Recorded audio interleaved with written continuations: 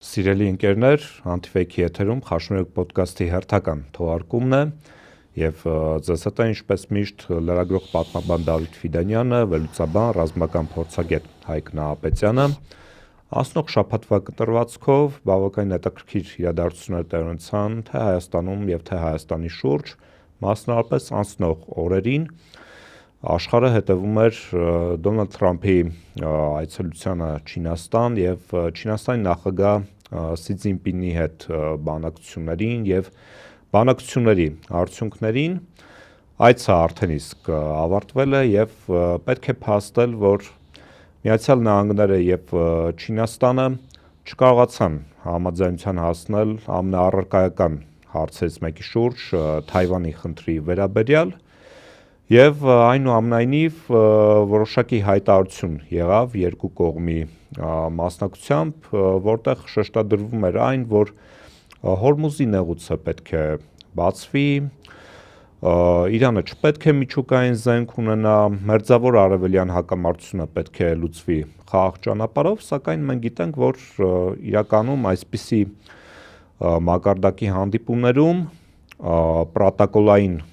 հատվածից զատ լինում են ներկուլիսային լրջագույն բանակցություններ եւ ըստ էության ժամանակը ցույց կտա, թե իրականում ինչպիսի արդյունքներ են գրանցվել։ Պարոն Նահապետյան, բազմաթիվ փորձագետների գնահատմամբ Դոնալդ Թրամփը չշահեց այս ռաունդը եւ չնայած այն բանին, որ վերլուծաբանները գտնում են, որ երկու կողմը փորձ են անում իրենց հակադրությունները կամ հակամարտությունը վերահսկելի դարձնել, որպեսզի այդ ամենը դուրս չգա կառավարության սահմաններից, այնուամենայնիվ պետք է փաստել, որ այդ սրացումը Միացյալ Նահանգների եւ Չինաստանի միջև շարունակվում է եւ այս հանդիպումը բնավ չդրեց այդ սրացման վերջը։ Նախ ես կարծում եմ, որ այդ հանդիպումը ունի նաև եւ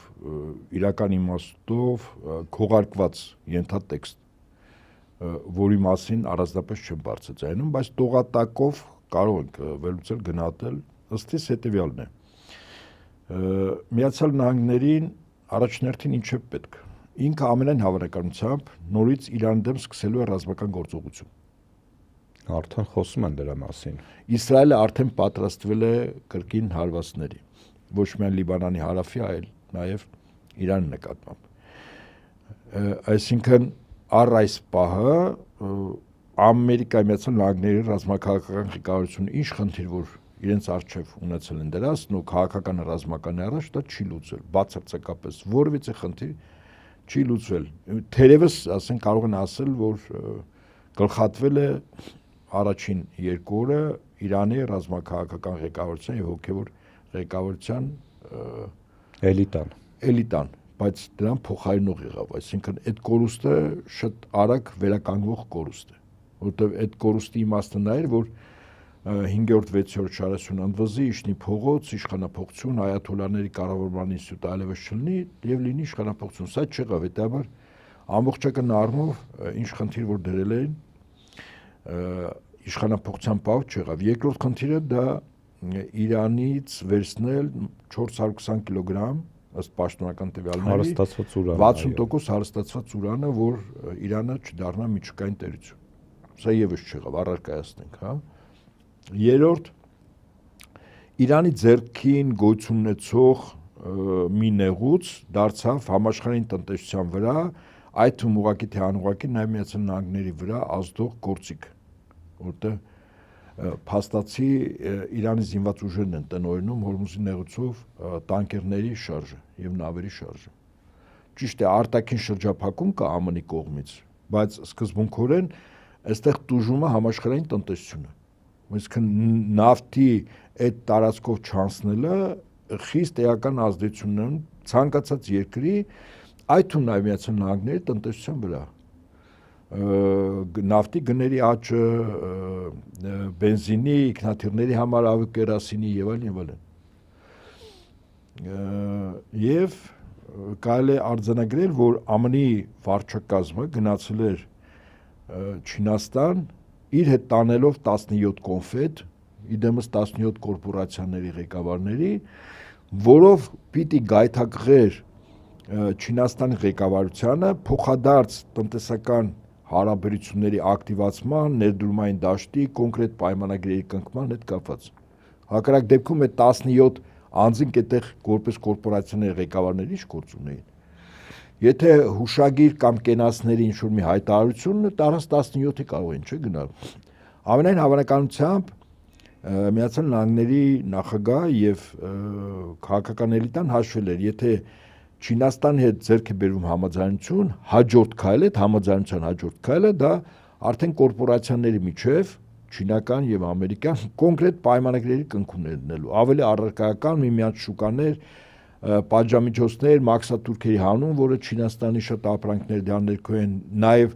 ամերիկյան սնունդը, որը հիմնականում Չինաստան է մուտք գործում, Չինաստանի կողմից մաքսատուրքերի հանում, ամերիկյան նավթի համար չինական շուկայի բացում եւ այլն։ Բայց դա պիտի լիներ ինչ որ բանից հետո։ Այդ ինչ որ բանը Չինաստանը ի սկզբանե դրեց պայման Թայվանը։ Եթե Միացյալ Նահանգները, որը փաստորեն այդ պետությունը, որը իրավական առումով Չինաստանի տարածք է, բայց չի ենթարկում Չինաստանի կենտրոնական իշխանություններին եւ զինվում է եւ զինող Միացյալ Նահանգներն առաջնորդին, ապա Միացյալ Նահանգների նախագահը այդտեղ պիտի հրապարակավ հայտարարել, որ իրենք ընդունում են, որ Թայվանը Չինաստան է եւ ռազմականացման այն քաղաքականություն, որ ԱՄՆ տանում է Թայվանի հանդեպ ընդդեմ Չինաստանի, դադարեցնում է, ասենք, որից հետո նոր հաջորդ քայլեր, այդ կոնֆետները նոր, ինչպես ասում են, կյանքի պիտի կոչվեին, հա, պայմանագրեր կորպորացիաների միջև։ Բայց ենթատեքստը այստեղ մի փոքր այլ է, իսկ այլ նշանակում է, որ քանի որ ԱՄՆ պատրաստվում է Իրանի դեմ գործողության, որտեղ Իրանը 420 կիլոգրամ ուրանը չի տալիս, որը ԱՄՆ-ի նախագահի համար կլներ հաղթաթուղթ իր ներքին սպառման համար իր երկրի քաղաքացիներ, որ տեսեք, ես խնդիր եի դրել, որ միջուկային տերություն չլինի, ավասիկ հարստացված ուրանը ինձ մոտ է, սա չեղավ եւ ենթադրվում էր, որ Միացյալ Նահանգների ղեկավարությունը պիտի Չինաստանին համոզեր, որ հաջորդ ռազմական գործողությունների ժամանակ Չինաստանը որից է ձևով չօժանդակեր Իրանին։ Իսկ ակնհայտ է, չէ՞, եւ անցյալ տարի հունիսին 12 օրվա ռազմական բախման եւ այս տարվի փետրվար 28-ին 2 ամիս կտրվածքով ռազմական բախման ժամանակ Չինաստանը չերևացող, բայց բավական էական օժանդակություն ցույց տվել է, չէ, Իրանին։ Ես կարծում եմ, որ ԱՄՆ-ի նախագահի համար նաեւ խնդիր էր, որպեսզի Չինաստանը փաստացի չօժանդակի Իրանին ռազմական առումով։ Այսինքն իր համար խնդիրը դա էր, բայց որպեսզի դա լիներ եւ դա լինելուց հետո Չինաստանը ստանար կոնֆետների մի ամբողջ շարք, իդեմս այդ 17 կորպորացիաների եւ չինական ընկերությունների միջև կնքվող պայմանագրեր, դրա համար այդ կորպորացիաների ղեկավարին Տրամփը դրա համար է ստարել, որ եթե Չինաստանը համաձայնվում է, որ ռազմական բախման ժամանակ Չինաստանը այլևս ոչ մի ձևով չի օժանդակելու, ինքը կոնֆետներ է բերել, իդեմս այդ 17 կորպորացիաների ղեկավարների կողմից կնքվող պայմանագրերի, բայց իրենք ես ենթադրում եմ մտածում են եւ գիտեին, որ Չինաստանը այնուամենայնիվ դա հաշվարկել էր, եթե մենք փորձագետներս ենք հաշվարկում, բնականաբար Չինաստանը դա մասնագիտացիոն ոչ թե հաշվարկում, այլ հրաշալի գիտի, որ Թայվանը դառնալու էր կարմիր գիծ։ Եվ Իրանի ԱՄՆ-ի ղեկավարը այնուամենայնիվ մտածում էր, որ Չինաստանը այդ կարմիր գիծը չի քաշի, պայմանը չի դրի, բայց կյանք ցույց տվեց, որ պայմանը դրվեց։ Պարոն Նահապետյան, տեսեք, անցնող այս 2 ամսվա կտրվածքով մենք տեսանք, որ ինչպես դուք նշեցիք, իրանական կողմը չլուծեց ներողություն, Միացյալ Նահանգները եւ Իսրայելը չլուծեցին իրենց առջև դրված ռազմավարական խնդիրները։ Այո։ Եվ այդ 2 ամիսը այն 2 ամիսն էր, որի շրջանակներում Դոնալդ Թրամփը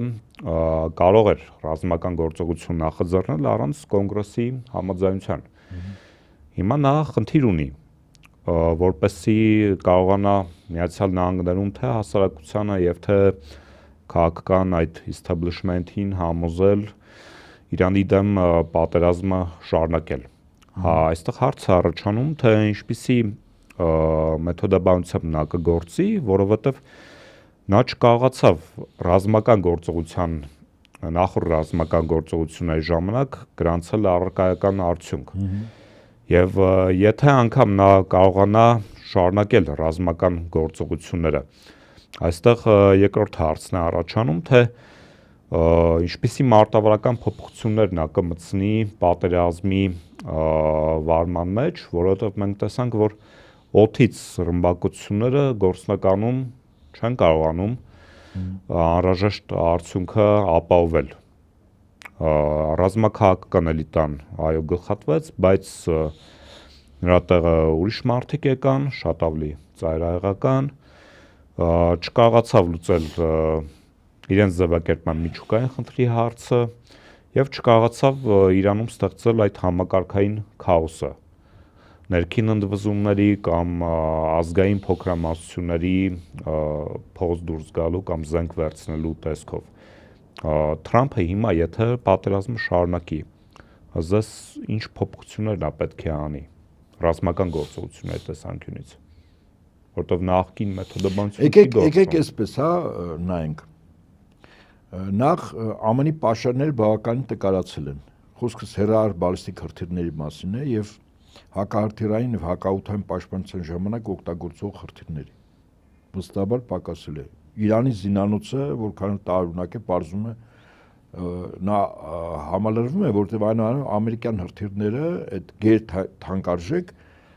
արտադրությունը այդքան մեծ ծավալներ չի։ Շատ ավելի էժան, դյուրին արագ պատրաստող իրանականի փոխարեն, խոսքս նաև անօթաչուների մասն է, Դա անօթաչուներ ոնց որ խաղալիքներ լինեն, էլի սերիական արտադրություն դնում ես, որքան ուզում ես արտադրում ես։ Եվ ընդ որում այդ մի քանի տասնյակ հազար դոլար արժեք ունեցող միլիոնավոր դոլար, այո, հարվածում են կամ ոչնչացնում են, այո։ Հիմա այդ առումով ԱՄՆ առավելություն չկարողացավ ստեղծել երկնքում, նրանց ինքնաթիռները խփվում են, երկու օր առաջ էլ 2F-35 սոս ազդանշան է տվել եւ նահանջել է։ Սրա մասին ամերիկյան կողմը լռում է, բայց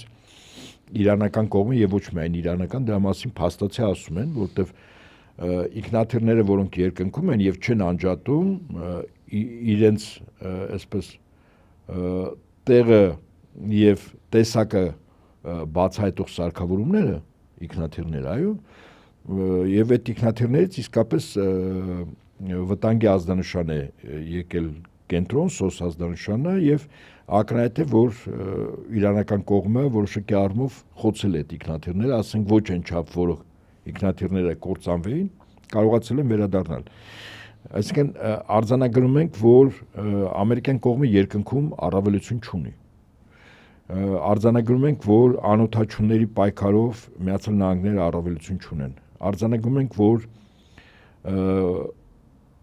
ծովում ինքը չունի այն առավելությունը, որը կարողանա գետնի վրա անգամ ունենալով երկու բարբերաբար 3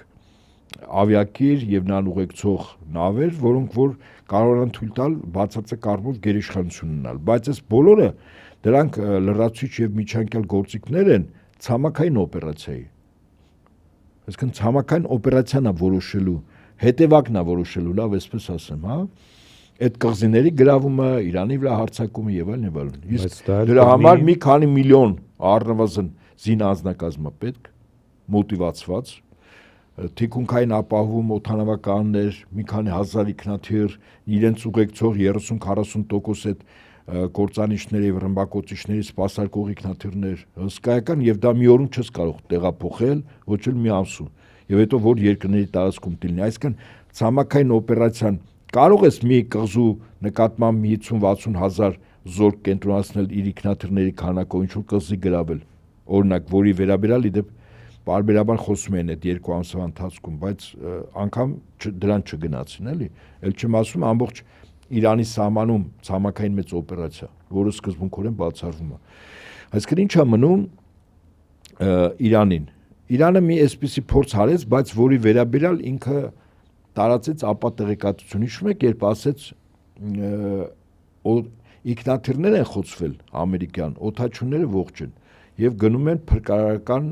աշխատանք կատարելու օդաչուներին բերելու, չէ՞։ Հիշում եք։ Եվ այդ ընթացքում ինչքան ինքնաթիռներ եւ ուղաթիռներ չէ խոցվեցին։ Այսինքն մի օդաչուի հետևից դու ուղարկում ես առնվազն մի քանի ինքնաթիռ, մի քանի ուղաթիռ, որոնք բոլորն խոցվում են։ Այսինքն այդ օդաչուն էդի տեղ անկել, որ այդտեղ հոպը իրանական եւ հակահրթիռայինը փայլուն աշխատել են։ Պատկերացնում եք։ Այսինքն իրականում այստեղ կեղծիք էր, իսկ կեղծիքը հետեւյալն էր։ Օդաչուի փրկելու պատրվակով այդ օդուժը ուղաթիռներ, որի մեջ անձնակազմ էին, դեսանտային եւ ինքնաթիռներ գնացել էին այն տեղը, որտեղ ըստ ամերիկյան հետախուզության գտնում էր 420 կիլոգրամը հարստացած ուրանը, որովհետեւ այդ ուրանը ուղղակի վերցնեին ուժով բերեին դեպի իրենց բազաները, որ ձախողվեց։ Այսինքն ես նորից եմ կրկնում, ԱՄՆ-ի համար շատ կարևոր էր ներկա վարչակազմի եւ Տրամփի համար, որ ինքը իր ժողովրդին եւ աշխարհին ցույց տա իր հաղթանակի գինը որն ալնելու։ Օրինակ երկրորդ համաշխարհային պատերազմը Խորհրդային Միությունը ավարտեց Բերլինում Ռայխստագի վրա դրոշը բարձրացնելով եւ մայիսի 9-ին Քետելին ցամաքային զորքերի հրամանատարին գերմանական բանակի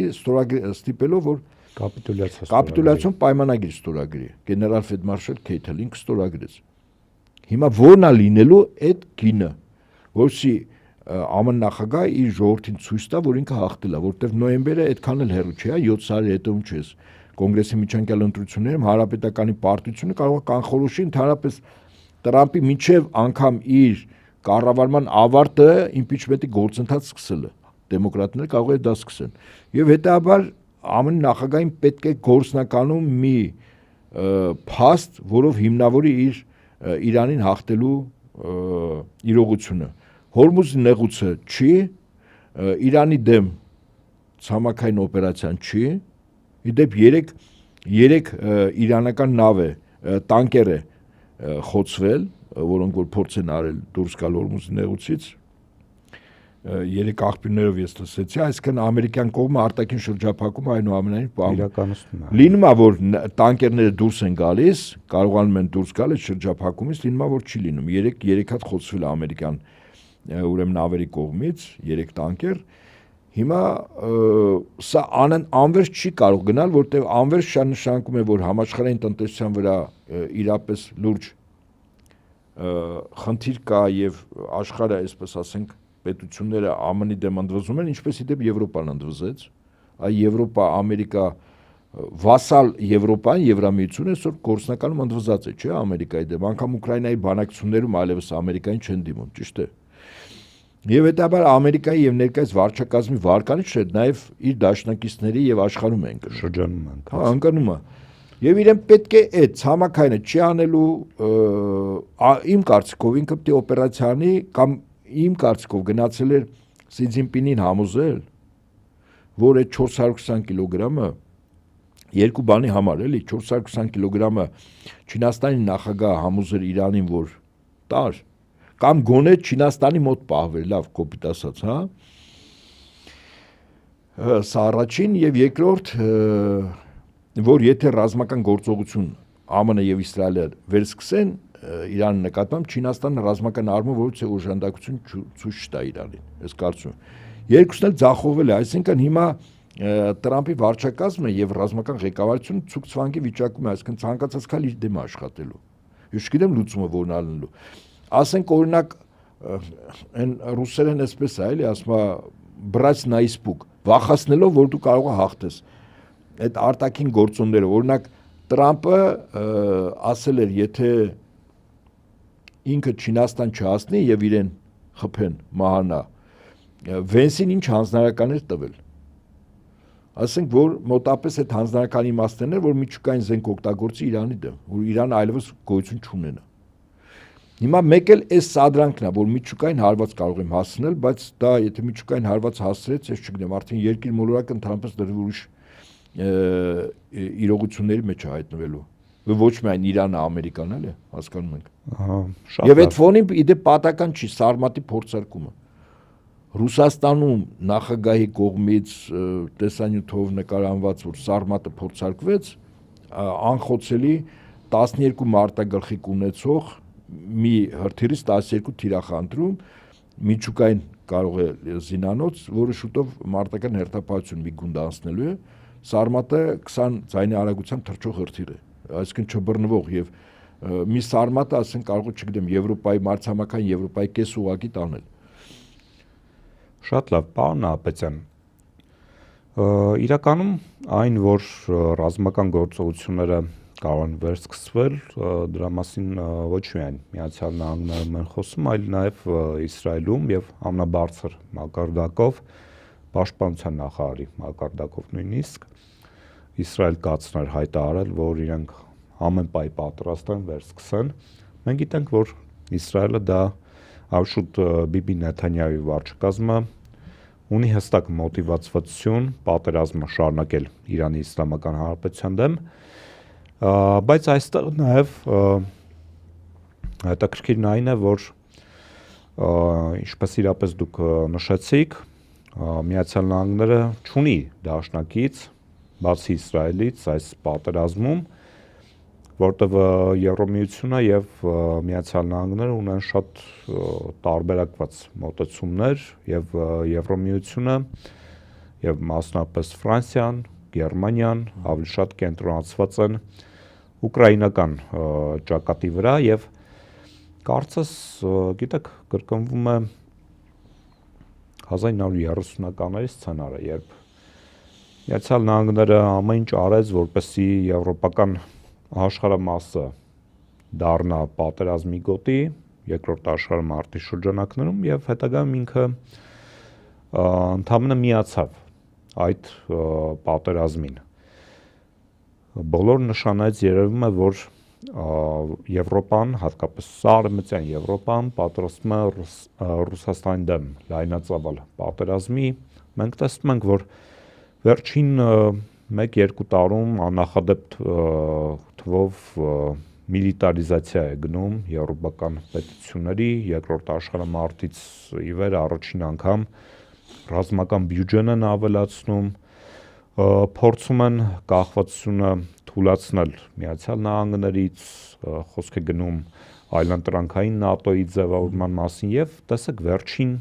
օրերին նաեւ ճապոնական կողմը բավականին հետաքրքիր դիրքավորում հանդես բերեց, Ճապոնիան սկսել է իր ռազմական ներուժը մեծացնել եւ դա անմիջապես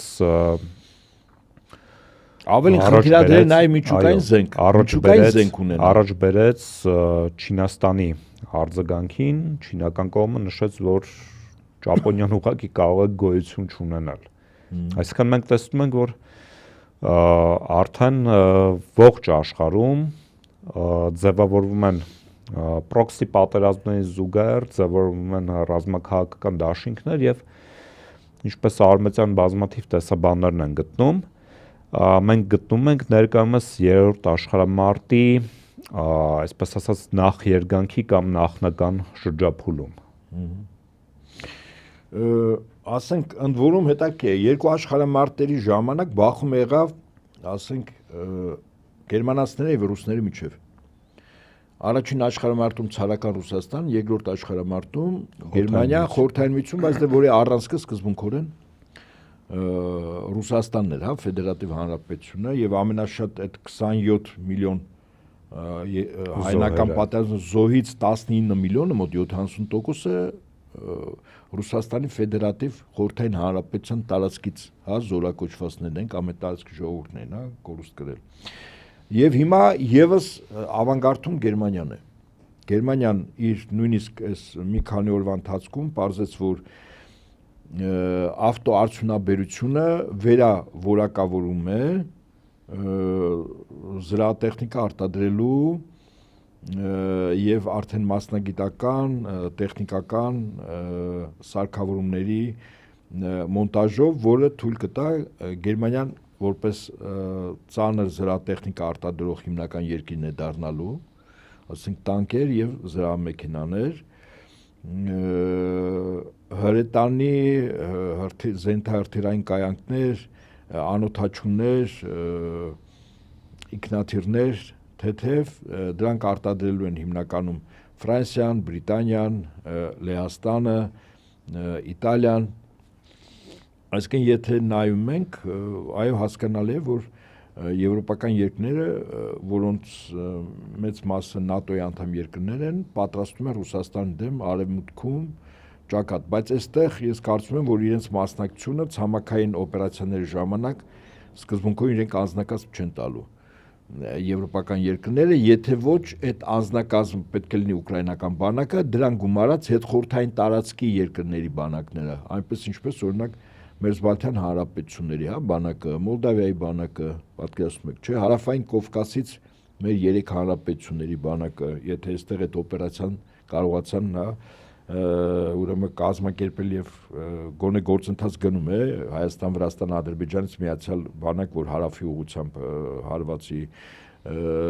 նաեւ միջինասիական հանրապետություններից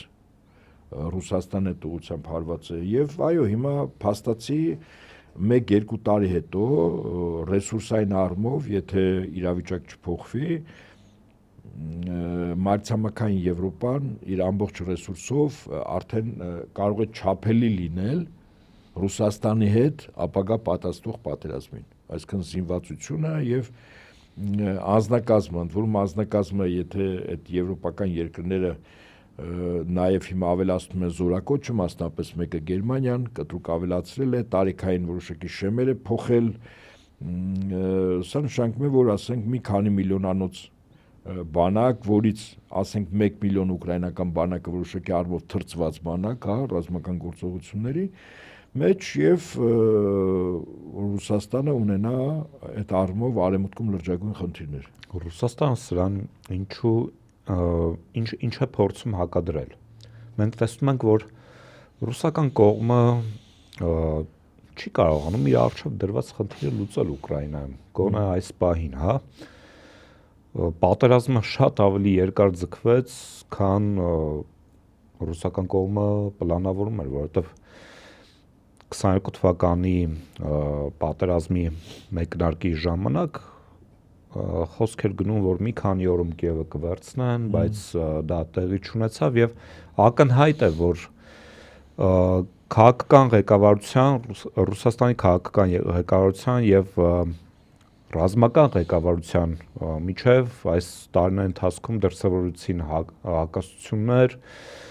այնտեղ նաեւ քաղաքական իշխանությունը ստիպված եղավ ռազմական ղեկավարության շրջանում փոփոխություններ իրականացնել, նաեւ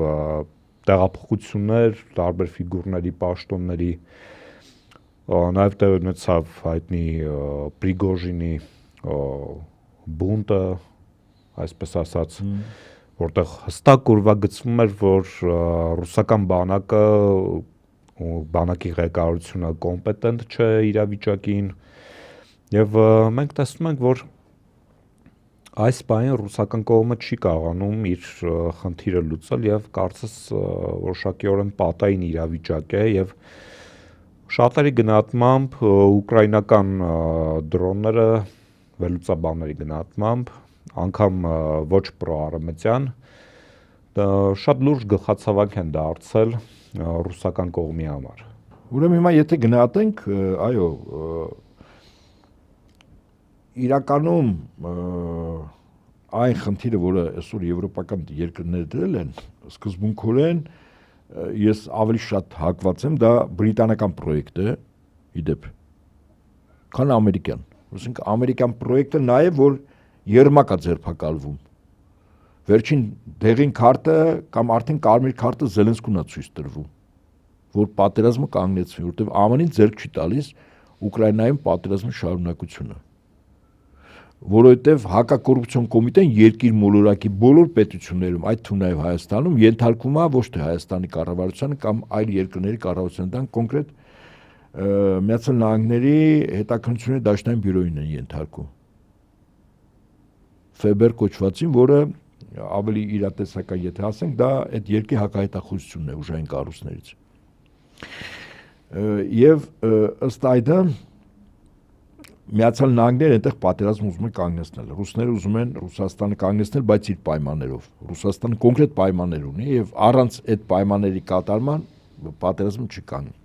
Հիմա այն ինչ որ տեղի է ունենում Ուկրաինայում, Գերմանիայում վերազինում, այո, եվրոպական այլ երկրներում, դա բրիտանական պրոյեկտ է։ Պրոյեկտ են առնում, որպեսզի Տրամպը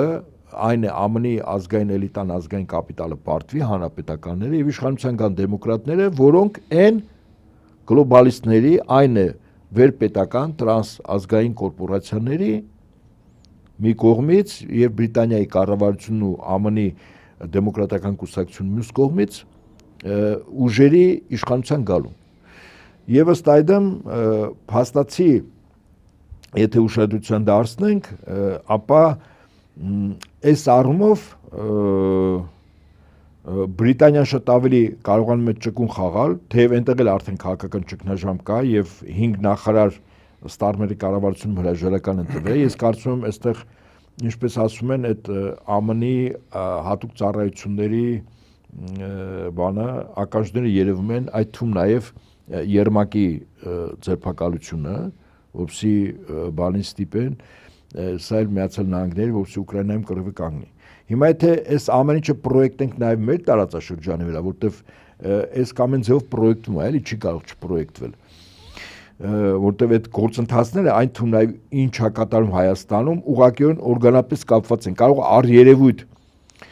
առաջին հարթությամբ դա չի երևում, հա, կապ չկա,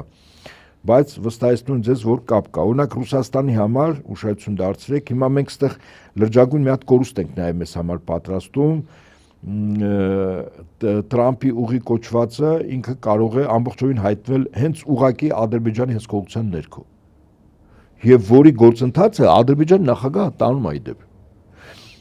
Արձանագրելով, որ Իսրայել ԱՄՆ մի կողմից, Իրան մյուս կողմից ռազմական բախումը կամ պատերազմը կամ այս ճակատամարտը ԱՄՆ պարտվել է։ Հետեւաբար այդ միջանցքը, որի վերաբերյալ ստորագրել են 3 սուբյեկտ է, չէ՞ ստորագրել Միացյալ Նահանգներ, Հայաստան, Ադրբեջան։ Հիմա պատկերացրեք, որ դա Միացյալ Նահանգների հսկողության ներքո չի լինելու, որտեվ Իրանի հաղթանակի դեպքում Իրանը չի հանդուրժի, որ ամերիկյան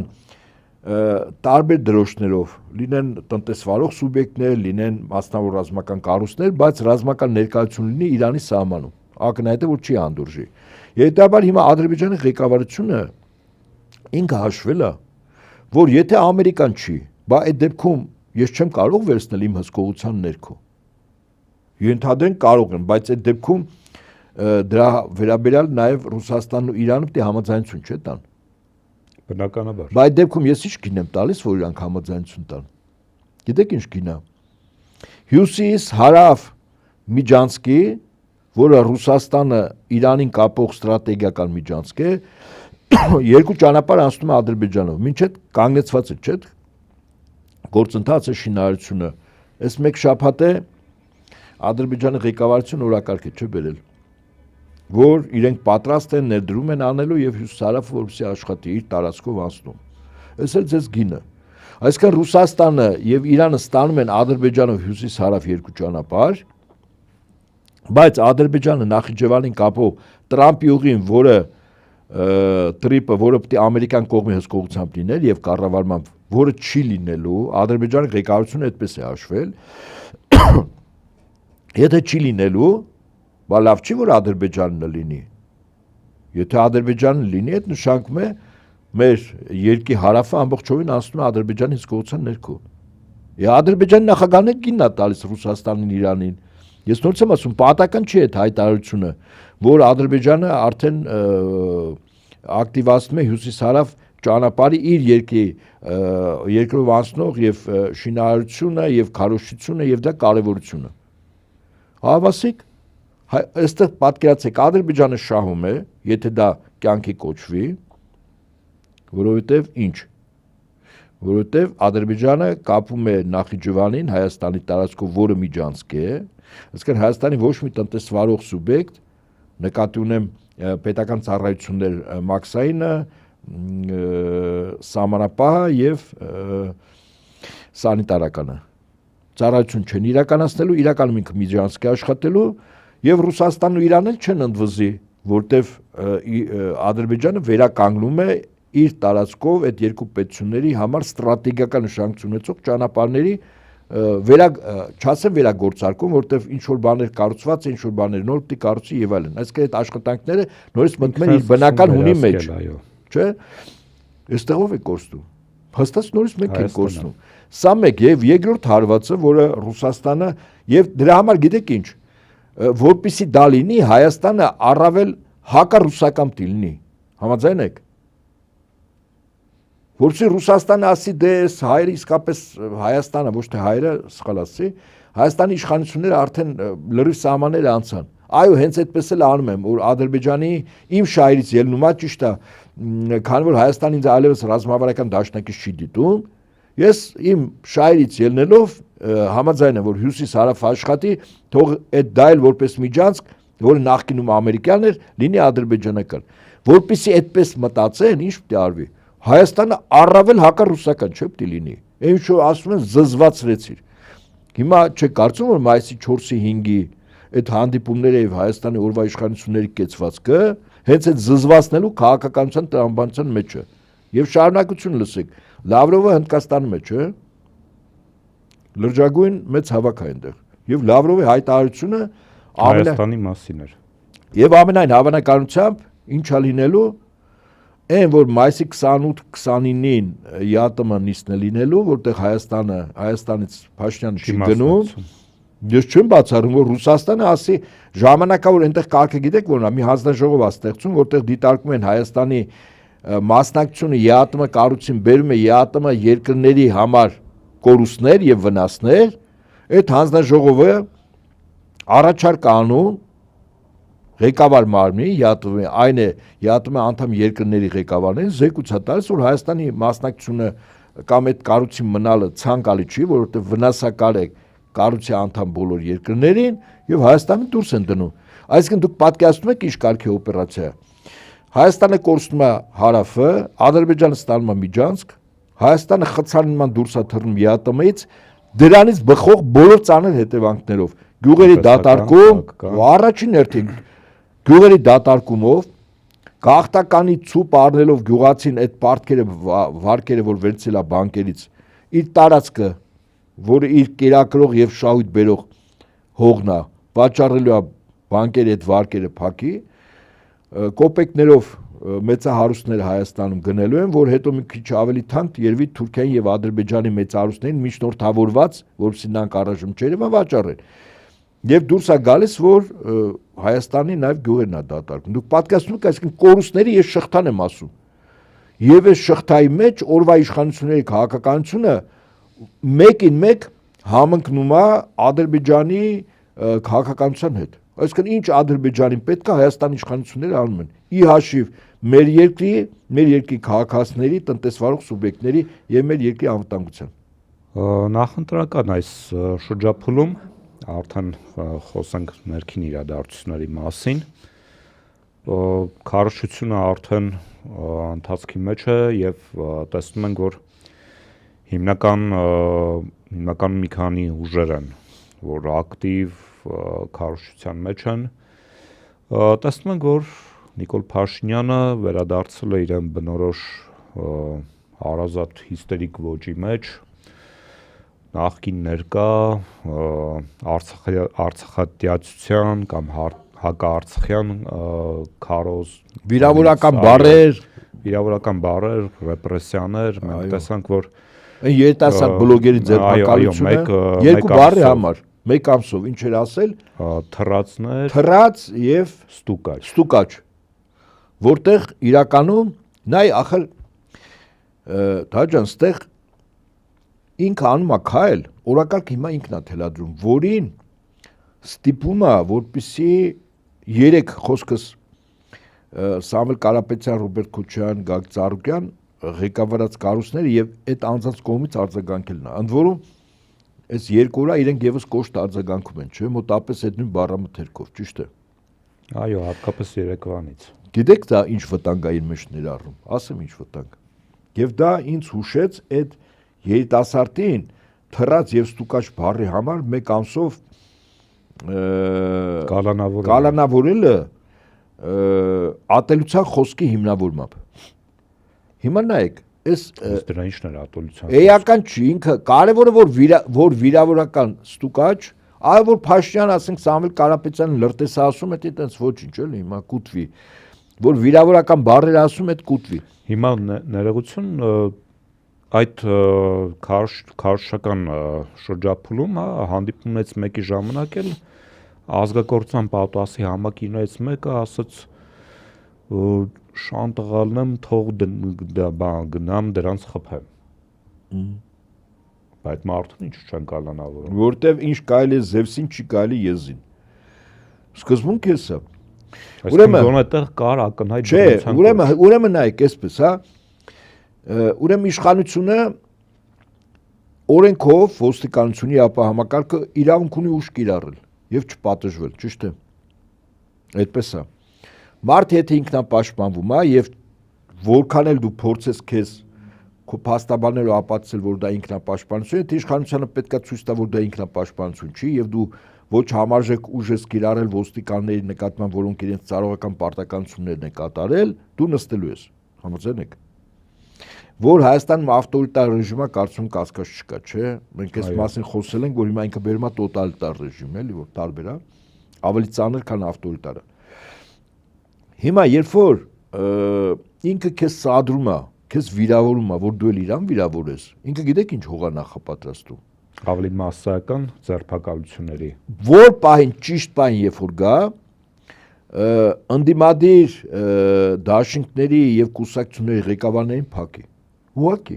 ասես էլ խոսքը, ես նորից եմ ասում, այդ երիտասարդի բլոգերի ձերբակալությունը ինձ դրա մասին է հուշում։ Այսինքն մի թեթև վիրավորական բառ ասես, որը հիմք կտա ինչ որ մի պահի, երբ որ Փաշինյանի եւ որոշ արևմտյան տերությունների հատուկ ծառայությունների կողմից իրականացված փակ հարցումների արդյունքում ակնհայտ երևալու է, որ Փաշինյանը պարտվելու է ընտրություններին։ Նա երևում է, որ Երևանում հստակ խնդիր ունի։ Ոչ միայն հիմա, եթե որ պահին գնահատում է, որ ինքը իսկապես պարտվելու է, անցնելու են պլան B-ին, պլան B-ն, այս ինչի մասին ես հիմա ասում եմ, երեկվանից սկսած այդ պատասխանները, հա, երեք դաշինք կուսակցությունների Գագիկ Ծառուկյանն էլ ասել եւ Սամվել Կարապետյանն էլ ասել։ Շատ ավելի կոշտ բառապաշար սկսեցին։ Դե հիմա ես ինչ եմ ասում, սա խայծ է, ամենայն լրությամբ։ Միտեղ մի պահ կարող է մտածում ես, որ հա դե հիմա վերջին հաշվով եթե ասում ես թե պատասխանես, եթե չես պատասխանում թուլության նշան է, մարդիկ ասում են դե վախեցան եւ այլն, բայց սա երկկողմանի սուր է, երկու կողմից էլ բան է, էլի սայրը սրված է, այսինքն այնպես չի, որ դու պատասխանում ես մի կողմից ժողովուրդը ասում է դե տես չվախեցան, բայց մյուս կողմից ասում եմ, հիմա դու հիմքերս տալիս, որ պահին, որ այն վերջին օրերին գնահատվեց, որ Փաշինյանը 100%-ով պարտվելու է, հիմք ընդունելով այս ասածները, ուղղակի ձերբակալելու է։ Ես հորդորում եմ, այսօր մի տաղավարից եմ ասել, որ այդ խոսույթին վերջ տնեն։ Եվ ինչ անեն, օրինակ այդ տաղավարից որ խոսում էի, ինձ իմ զրուցակիցս ասեց, որ թող պատրաստ լինեն, որ երբ որ բռնություններ լինի, ձերբակալեն, ժողովուրդը ընդվզի։ Ասում նորից եմ ասում, հիշեցնում եմ ուժ կիրառելու իրավունքը, ուժ կիրառելու տրված է իշխանության անպատիժ։ Անկամ դու իրավունք չունես ինքնապաշտպանության։ Առայլս որ չկան երաշխիքներ, այդ եվրոպական, այսպես ասած, մարդու իրավունքների պաշտպանության կառույցները, որոնք երկակի ստանդարտներով են հիմա գործում, եւ միշտ էլ գործել են։ Դե օրինակ հունիսի 12-ին տեսանք։ Ակնհայտ էր, չէ՞, հա, մեզ համար գոնե դա դաս է, չէ՞ որ Փաշինյանի ցանկացած գործողություն, եթե օրենքի դաշտից դուրս է, նրանք լուր են մնալու։ Ժողովրդի կեցվածքը օրենքի դաշտում պատժվելու է։ Հետաբար ես ինչ խորհուրդ եմ տալիս։ Նախ այս խոսույթից հետ կանգնել։ Լավ ասեցին, մի անգամ ասեցին։ Երկրորդ Փաշինյանը երկրորդ խնդիրն է լուծում, միայն այս խնդիրը չի։ Իրական օրակարգը այն է ադրբեջանցիների վերադարձ, գյուղերի դատարկում։ Մի քանի տասնյակ հազար հայերի, որոնք Արցախում եղել են եւ Ալիև բարբերաբար դրա վերաբերյալ բարձրաձայնում է 4000 ՄԱԿ-ի ամբիոնից հասել 4000 անհետ կորածուն եմ, ուր են այդ մարդիկ սպանված են, ովքեր են կազմակերպել, ովքեր են սպանել, ովքեր են թաղել, ովքեր են վառել, մի քանի տասնյակ հազար հայ ձերբակալություն 300,000 վերադարձ անվտանգություն, իրենց աշխատանք, տանիք եւ այլն եւ այլն։ Մեծ հաշվով Արևմտյան Ադրբեջան, եթե հավաքական։ Այսինքն, այսօր մեր համար թիվ 1 գոյութենական խնդիրը Արևմտյան Ադրբեջան պրոյեկտը վիժեցնելն է, որին կյանքի կոչելու լծվել է Փաշինյանը։ Այսինքն դա պետք է ասվի օրը 24 ժամով մարդկանց ասի համոզի։ 1, երկրորդ։ Ես օրինակ այսօր նաեւ այդ տաղավարից եմ ասել եւ հիմա էլ եմ ասում 3 առաջնորդները, որոնք իրենց ապրած կյանքով ցույց տվել են, իրենք արարող են, ստեղծող են, պետության համար, ժողովրդի համար, իրենց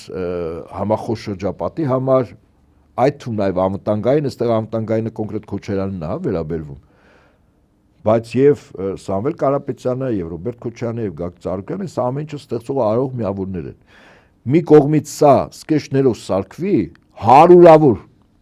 մարդիկ ինչ են արել 15-20 վայրկյանանոց մի դրվագ, ասենք,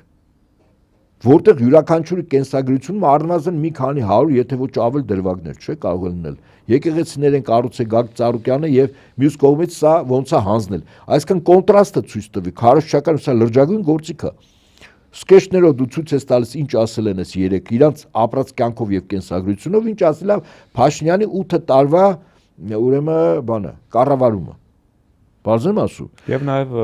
այսինքն դու պոզիտիվով ես իր հետ մրցակցում, իրան անգամ որից է շանսը չես տալիս, որ ինչ որ թեթև հիմնավորումով դնի փակի։ Նորից եմ ասում, այս երիտասարդի փակել է այդ 2 բառի համար։ Ինչ սա հուշեց, որ Փաշինյանը վատագույն դեպքում եւ արևմտյան որոշ երկրների հատուկ ծառայությունը գնահատել որ Փաշինյանը 100%-ով պարտվելու է, ղեկավարներին եւ ոչ միայն ղեկավարներին, որտեղ խոսույթը երբ որ ինքը տարածվեց առաջին դեմքերով, ինքը նաեւ ներքևի օղակներն էլ է, չէ, տարածվելու, ասելու են Փաշինյանը։ Սա նշանակում է, որ մի քանի 100 մարդ այդ 3 միավորներից հանգուցային, կարևորագույն, կազմակերպական առումով, դիտորդական առումով, քարոզչական առումով այդ մարդկանց հավաքելու է, այսինքն իրականում բանակը գլխատվելու է։ Դիմադրող բանակը, դինադրող բանակը գլխատվեց, հաշվեք դու պարտվելու ես ճակատամարտ, այսինքն ընտրությունները։ Հասկանանք, ես համաձայն եմ, որ ռեժիմը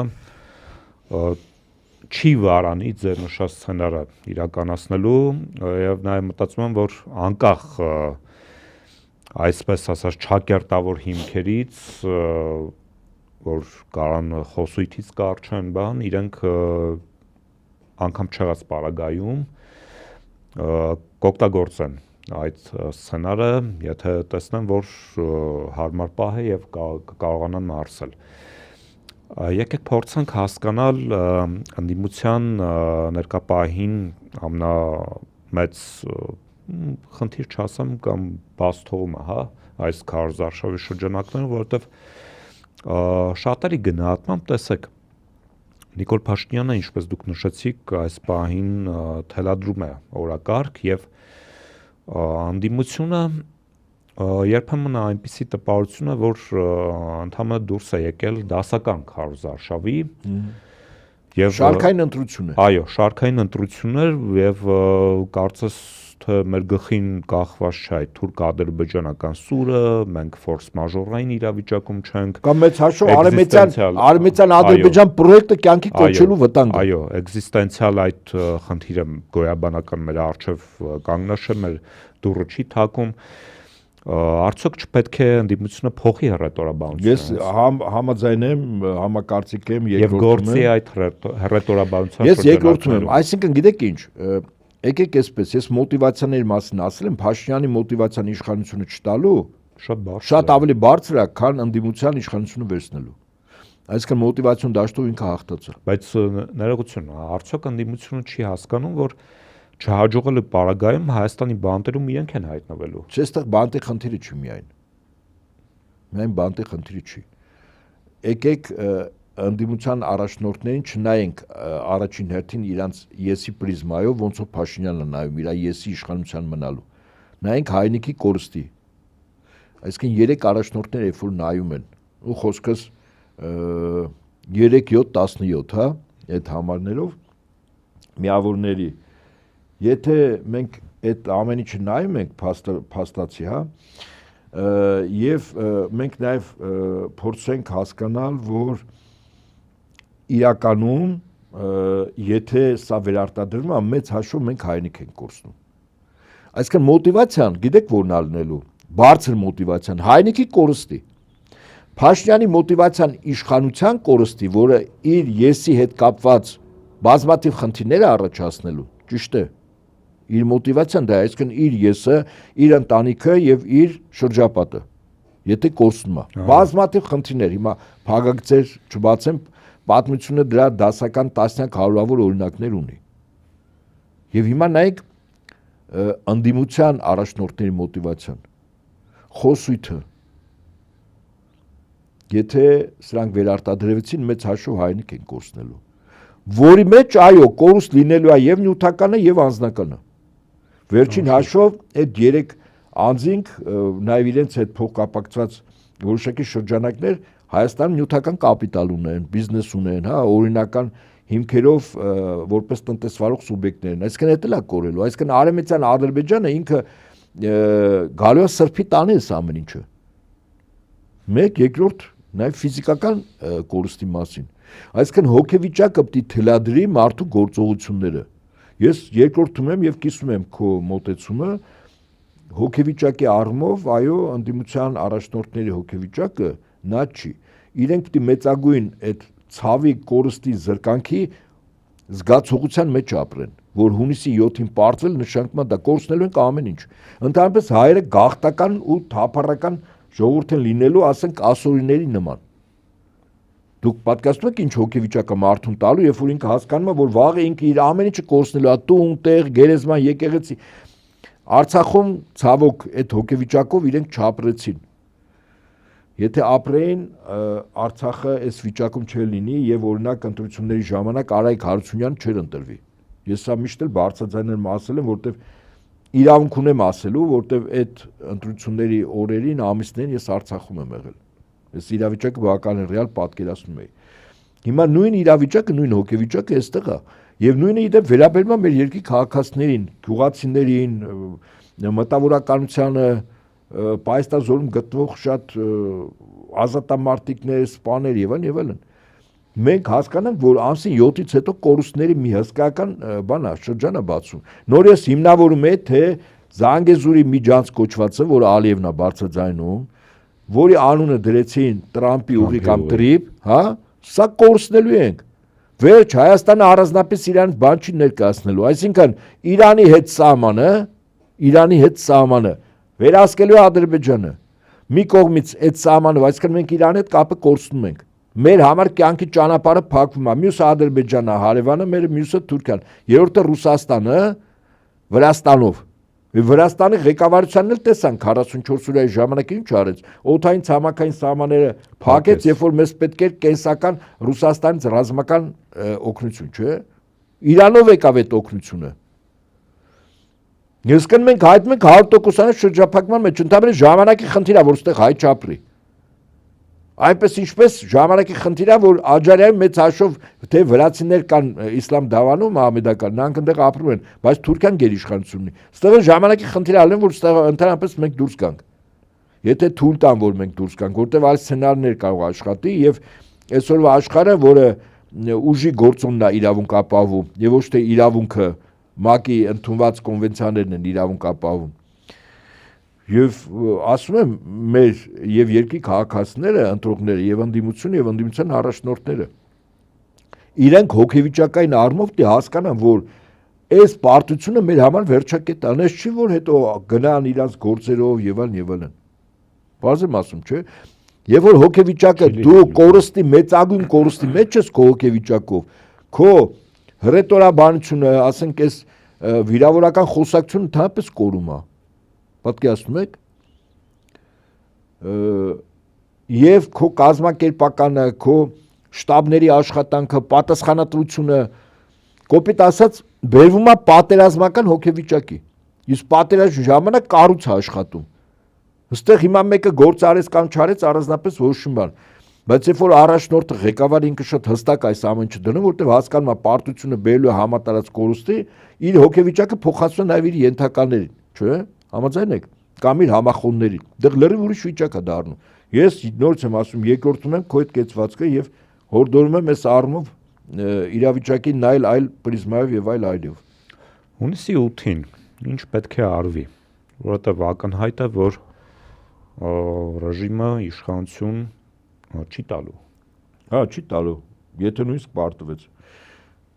Հունիսի 8-ին մարդիկ տեր պիտի կանգնեն իրենց ձայնին։ Տեր կանգնելու համար ի՞նչ է պետք։ Առաջին հոգեվիճակ, մոտիվացիա, հոգեվիճակ, մոտիվացիա, ուղղակի մոտիվացիան ավելի տարողունակ է, քան հոգեվիճակը, հա։ Իսկ այս ինչի համար եմ ասում, որ եթե առաջնորդները գտնում են, որ պարտությունը բերելու է համատարած կորուստների եւ աղետի, նույնը փոխանցվելու է իրենց համախոհներով, շտաբներով շարքային քաղաքացուն։ Շարքային քաղաքացին այլև ինքը հասկանալով, որ ամսի 8-ին եթե կեղծիքներով հաշտանը պարտում, բայց կեղծիքներով ցույց է տալիս, որ ինքը հաղթել է, մարդը հասկանում է, որ այդ պարտությունը իր համար ընդհանրապես պարտությունը ամեն ինչի։ Բայց հոգեվիճակը լրիվ ուրիշ է, մոտիվացիան ուրիշ է, սա պիտի արվի։ Այսինքն ամսի 8-ին մարդիկ որպեսզի տեր կանգնեն իրենց ձայնին, պետք է այսօր հոգեվիճակ փոխել, այսինքն մոտիվացիա։ Եվ թերևս այս կարևոր դիտարկմամբ ավարտենք այսօրվա թողարկումը, սիրելի ընկերներ, Antifake-ի եթերում Խաշմերուկ ոդկասթի հերթական թողարկումն էր, ձեզ հետ էին ինչպես միշտ լրագրող պատմաբան Դավիթ Ֆիդանյանը, վերլուծաբան, ռազմական փորձագետ Հայկ Նահապետյանը։ Մնացեք Antifake-ի եթերում եւ կհանդիպենք հաջորդ շաբաթ։